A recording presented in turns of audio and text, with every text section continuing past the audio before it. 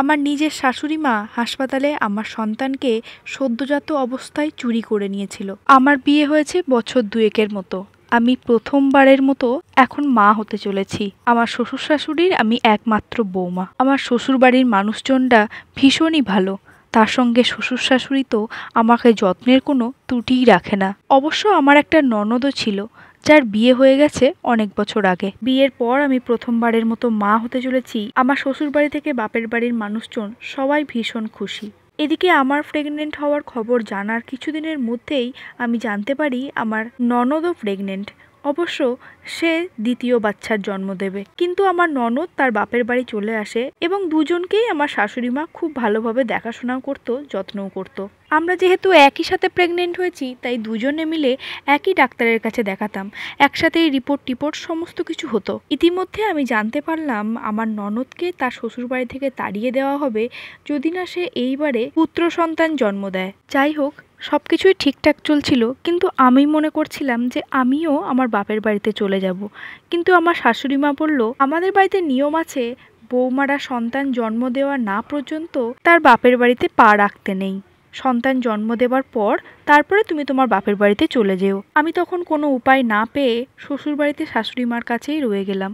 যদিও সেখানে আমার যত্নের কোনো ত্রুটি নেই, তবুও এই সময় সব মেয়েই তার মাকে একটু কাছে চায়, কারণ কিছু কিছু কথা শুধুমাত্র সে তার মাকেই বলতে পারে, আর অন্য কাউকে না। যাই হোক, অবশেষে এলো আমাদের সেই দিন, যেদিনে আমাদের দুজনকে একসাথে সিজার করা হবে। আমরা যেহেতু একই বাড়ির, তাই একই দিনে একসাথে সিজার করার ইচ্ছাই আমাদের সকলের ছিল। তাই ডাক্তারবাবুর সাথে সেইভাবেই কথাবার্তা বলে নেওয়া হয়েছিল। এতে ডাক্তারবাবু সেরকম কোনো আপত্তি করেনি। যাই হোক, তারপরে আমরা সন্তান জন্ম দিলাম। সন্তান জন্ম দেওয়ার পর আমি শুনতে পেলাম আমার নাকি একটা ফুটফুটে মেয়ে সন্তান এবং আমার ননদের নাকি একটা ফুটফুটে ছেলে সন্তান জন্ম দিয়েছে। প্রথম বাচ্চা আমার ছেলে হোক বা মেয়ে হোক, তাতে আমার কোনো রকম আপত্তি ছিল না। শুধু এটাই চেয়েছিলাম আমার সন্তান যেন সুস্থভাবে জন্ম নিক। কিন্তু এরপরে শুরু হলো বিপত্তি। কিছু কিছু নার্স আমাকে দেখিয়ে কি যেন তারা আলোচনা করছে। এদিকে আমার মা নোটিশ করেছে আমার সন্তান আমার ননদের বরের মতো দেখতে, আর আমার ননদের সন্তান আমার মতো দেখতে।